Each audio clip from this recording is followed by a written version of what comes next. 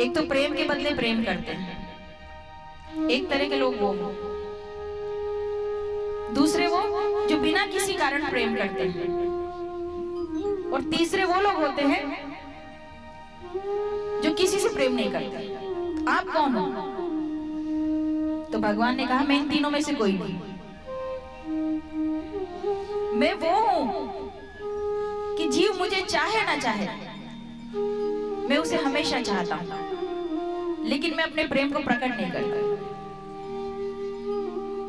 और जो प्रेम के बदले प्रेम दे, व्यवहार के बदले व्यवहार दे, वो तो व्यवसाय हो गया ना, वो तो धंधा, बिजनेस है। वो तो आप किसी शादी में जाते हो, 50 रुपए लिफाफे में रख के आपने दिए, तो वो नोट कर लेते हैं जो शादी के लोग होते हैं कि 50 रुपए फलाने के यहाँ से आए। तो जब आप उनकी शादी में जाओगे तो 50 रुपए आप भी। और एक प्रेम वो होता है जो कुछ ना चाहते हुए प्रेम होता है, वो है माता पिता का प्रेम। ये माता पिता भी बड़े दिव्य होते हैं भैया, ये बिना किसी स्वार्थ के ना, जो ईश्वर की साक्षात मूर्ति है। इसका बोलते हैं ना, औलाद कितनी भी कुकर्मी हो जाए, पर वो माँ है, धन्य है ऐसी माँ को जो कभी अपनी औलाद को ये नहीं बोलेगी। आएगा जिस दर पे आएगा ना, तो हमेशा अपनाएगी। एक कहानी बचपन में सुनते थे कि क्या था कि दो मित्र थे, एक ने अपनी पत्नी के पीछे माँ को ठुकरा दिया। अब वो कहीं उसको ठोकर लगी, गिरा तो उसका हृदय बाहर आ गया। तो वो हृदय बोलता है, बेटा तेरे को चोट तो नहीं लगी? तो ये माँ की महिमा है। तो भगवान ने कहा, दूसरे होते हैं अकारण प्रेम करने वाले, वो माता पिता होते हैं, और तीसरे होते हैं जो किसी से प्रेम नहीं करते, वो निष्ठुर लोग। लेकिन मैं ऐसा हूं कि मुझसे कोई प्रेम करे ना करे, मैं अपने जीवों से प्रेम करता हूँ। और जब वो दुनिया से हार जाता है, थक जाता है, तो मैं उसको कहता हूँ, अब आ जा मेरी शरण में।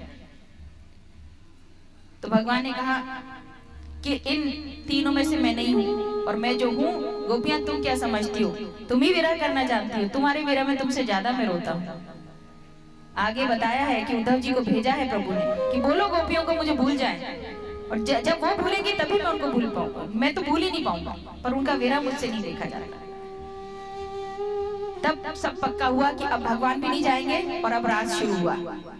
जब रात शुरू हुआ, तो आनंद की बेला, शरद पूर्णिमा की रात्रि है, जमुना जी का तीर है, और जो रोशनी की चंद्र रोशनी की छटाएं बिखर रही हैं, जैसे चांदी की परत बिछी है, सुंदर खुशबू, पुष्प लदे हुए हैं।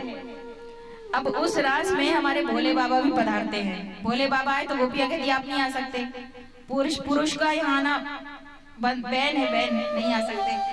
तो बोले, अच्छा गोपियां आप मेरा भी नृत्य देखो, मैं बहुत नृत्य बढ़िया करता हूँ। बोले, नहीं नहीं, पुरुष तो केवल कृष्ण है, बाकी सब गोपियां हैं। तो हमारे भोले बाबा गए जमुना जी में, स्नान किया और अपनी जटाओं का बनाया जूड़ा, और लहंगा चुनरिया पहने और गोपी बन के चले रास में। अब मोटी तगड़ी गोपी साक्षात हमारे साथ है। तो क्या आप एक बिजनेसमैन हैं और अपने बिजनेस